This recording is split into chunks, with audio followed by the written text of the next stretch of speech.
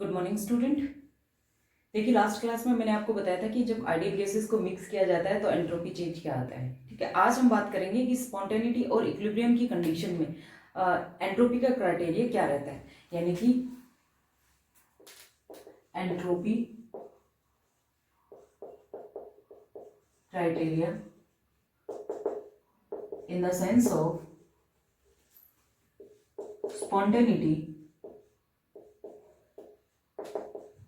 And equilibrium condition.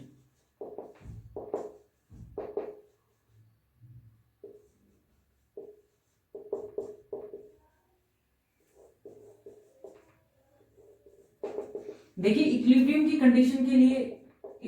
के लिए main condition क्या है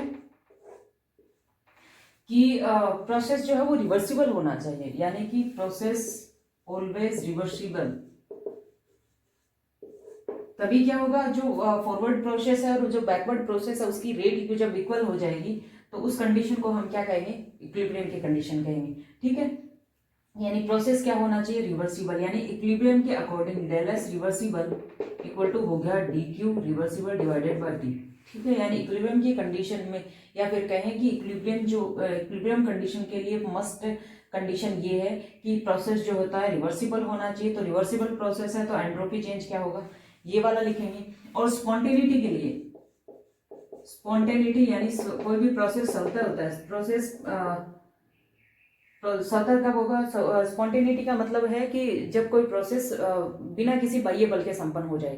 तो इस तरह के प्रोसेस होते हैं वो नेचुरल प्रोसेस होते हैं, यानी कि ये प्रोसेस क्या होता है, इरिवर्सिबल होते हैं, वन डायरेक्शनल होते हैं।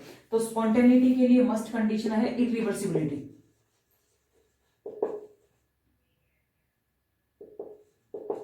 जब प्रोसेस इरिवर्सिबल है तो अकॉर्डिंग टू क्लासियस इनइक्वालिटी, यानी क्लासियस असमानता के अकॉर्डिंग एंट्रोपी चेंज हम क्या दिखाएंगे, ds ग्रेटर dq इरिवर्सिबल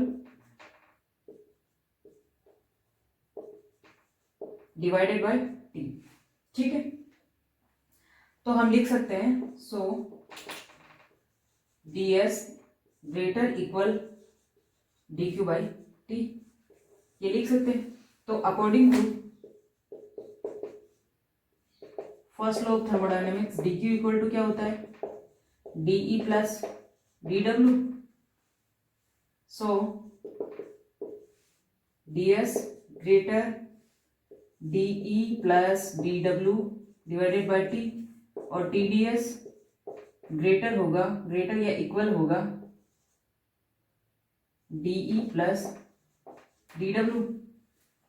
या फिर इसको लिख सकते हैं tds, डी को इधर ले आएंगे माइनस डीई, dw इधर आ गया minus dw plus tds greater या इक्वल 0। यानी कि कोई भी प्रोसेस जो हो रहा है उसमें जो भी इंटरनल एनर्जी चेंज हो रहा है, जो भी वॉल्यूम चेंज हो रहा है, जो भी एंट्रोपी चेंज हो रहा है और उस सिस्टम के द्वारा जो भी वर्क किया जा रहा है उसके अकॉर्डिंग अगर वैल्यू जो है, ये वैल्यू जो है वो 0 आती है, इसका मतलब जो प्रोसेस वो 0 आती है, तो क्या हुआ कि जो प्रोसेस है वो क्या इक्विलिब्रियम की कंडीशन में है, क्योंकि इक्विलिब्रियम की कंडीशन में एंट्रोपी चेंज क्या होगा, 0 होगा। अगर इन सब की वैल्यू जो होती है वो ग्रेटर देन 0 आती है, ग्रेटर देन 0 है, इसका मतलब प्रोसेस जो है वो इरिवर्सिबल है और क्या है, स्पॉन्टेनियस प्रोसेस है। तो ये था एंट्रोपी के स्पॉन्टेनिटी और इक्विलिब्रियम की कंडीशन में जो एंट्रोपी है उसका क्राइटेरिया। मैं तो स्पॉन्टेनिटी जो होती है वो एक अदर थर्मोडायनेमिक टर्म हम आगे पढ़ेंगे, यानी कि गिव्स फ्री एनर्जी चेंज जो होगा अगर वो नेगेटिव आता है तो वो प्रोसेस ऑलवेज क्या होगा, स्पॉन्टेनियस होगा। यानी स्पॉन्टेनिटी को मैन डिसाइड कौन करता है, ये जो थर्मोडायनेमिक टर्म है गिव्स फ्री एनर्जी डीजी है वो डिसाइड करती है। अब हम बात करते हैं थर्ड लॉ ऑफ थर्मोडायनेमिक्स की।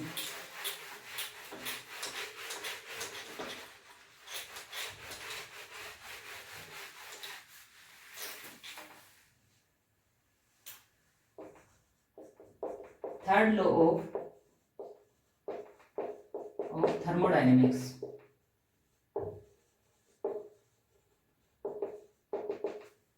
थर्मोडायनेमिक्स का थर्ड। देखिए, कांस्टेंट प्रेशर पे कांस्टेंट प्रेशर पर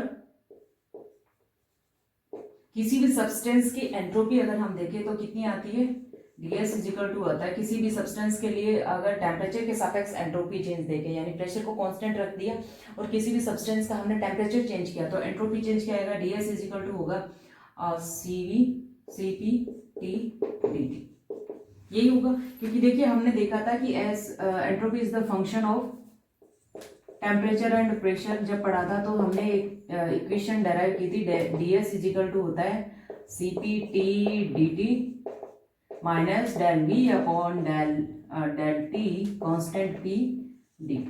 ठीक है, अगर वॉल्यूम प्रेशर कांस्टेंट है, ठीक है, या फिर ये कहें कि प्रेशर के सापेक्ष वॉल्यूम में बहुत ही कांस्टेंट प्रेशर पे टेम्परेचर के सापेक्ष बहुत ही कम चेंज हो रहा है, तो इस वाले टर्म को हम क्या मान लेते हैं, नेग्लेजिबल मान लेते हैं। जैसे कि मैंने आपको बताया था सॉलिड और लिक्विड के लिए ये वाले टर्म हम लगभग नेग्लेजिबल मानते हैं, तो ds इज इक्वल टू क्या लिखते हैं, cp बाई टी dt, यानी हम ये मान के चलते हैं कि प्रेशर के सापेक्ष सॉलिड और लिक्विड की एंट्रोपी में कोई चेंज नहीं होता है। ठीक है, यानी कि प्रेशर को कांस्टेंट रख के अगर टेम्परेचर के सापेक्ष आप वॉल्यूम का चेंज देखोगे तो वो लगभग नेग्लेजिबल आएगा। तो प्रेशर के सापेक्ष एंट्रोपी चेंज सॉलिड और लिक्विड के लिए क्या होता है, नेग्लेजिबल। तो कांस्टेंट प्रेशर की तरह मान ली, कांस्टेंट प्रेशर की तरह कांस्टेंट प्रेशर पे टेम्परेचर के सापेक्ष एंट्रोपी चेंज क्या आएगा, cp by T into dt। अब माना कि कोई ठोस पदार्थ है, कोई सॉलिड सब्सटेंस है, उसका टेम्परेचर हमने 0 केल्विन से T केल्विन तक बढ़ा दिया, 0 केल्विन टू T केल्विन। लेकिन ये जो T केल्विन टेम्परेचर है वो इसके मेल्टिंग से कम है, यानी कि मेल्टिंग पॉइंट से कम है, इसके गलनांक बिंदु से क्या है, कम है। इसका मतलब क्या हुआ, यानी सॉलिड है वो 0 केल्विन टेम्परेचर और प्रेशर पे, इसमें अब क्या है, सॉलिड जो है वो T टेम्परेचर पे है, T केल्विन टेम्परेचर पे और भी प्रेशर पे। ठीक है, तो एंट्रोपी चेंज यानी इस दौरान जब सॉलिड का टेम्परेचर हमने 0 केल्विन टेम्परेचर था उससे हमने T केल्विन टेम्परेचर तक बढ़ा दिया, लेकिन वो जो T केल्विन टेम्परेचर है वो उसके मेल्टिंग पॉइंट से क्या है, कम है। ठीक है, तो इस दौरान जो भी एंट्रोपी चेंज होगा वो हम क्या लिखेंगे, ds 0 to T equal to cp by T dt 0 से T। तो इसे हम लिखेंगे st minus S naught equal to 0 से T cp T dt। अब देखिए ये जो एस नोट है यानी कि 0 केल्विन टेम्परेचर पर किसी भी सॉलिड की एंट्रोपी जो होती है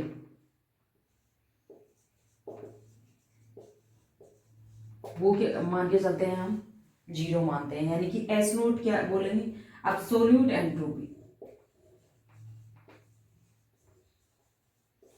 तो थर्ड लॉ क्या कहता है, थर्ड लॉ यही बात कहता है, थर्ड लॉ के अकॉर्डिंग यानी प्लांक के अकॉर्डिंग किसी भी शुद्ध क्रिस्टलीय ठोस पदार्थ की एंट्रोपी 0 केल्विन ताप पर या परम शून्य ताप पर क्या होती है, 0 होती है। तो जब ये 0 है तो हम लिख सकते हैं एस टी इक्वल टू होगा 0 to T cp by T dt। ठीक है, यानी कि थर्ड लॉ ऑफ थर्मोडायनेमिक्स क्या कहता है, थर्ड लॉ ऑफ थर्मोडायनेमिक्स ये कहता है कि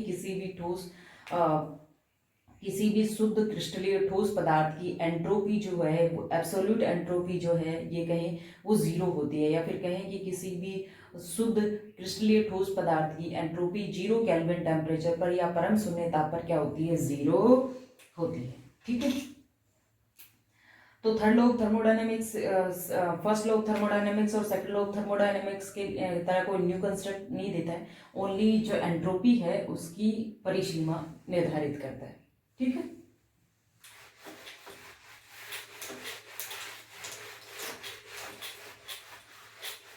देखिए हमने जब मैंने आपको पहले आपको एंथैल्पी, इंटरनल एनर्जी ये सब बताया था, यानी स्टेट फंक्शंस के बारे में बताया था, तो मैंने आपको ये बताया था कि ये जो स्टेट फंक्शंस होते हैं इनकी एब्सोल्यूट वैल्यू हम ज्ञात नहीं कर सकते हैं, यानी कि इसीलिए हम क्या करते हैं, इनमें चेंज ज्ञात करते हैं, del H, del E, del G, लेकिन जो एंट्रोपी है उसकी एब्सोल्यूट वैल्यू हम ज्ञात कर सकते हैं, यानी चेंज तो ज्ञात करते ही करते हैं जबकि इसकी एब्सोल्यूट वैल्यू भी ज्ञात कर सकते हैं, क्योंकि हम थर्ड लॉ ऑफ थर्मोडायनेमिक्स के अकॉर्डिंग 0 केल्विन टेम्परेचर पर जब किसी भी शुद्ध क्रिस्टलीय ठोस पदार्थ की एंट्रोपी 0 है तो टी टेम्परेचर पर उसकी जो एंट्रोपी हम ज्ञात कर सकते हैं, यानी अभी हमने लिखा था एस टी इक्वल टू क्या लिखा था, 0 से T Cp by T D T, और ये वैल्यू हमेशा क्या होती है, ऑलवेज पॉजिटिव होती है। आज के लिए इतना ही, बाकी नेक्स्ट लेक्चर में।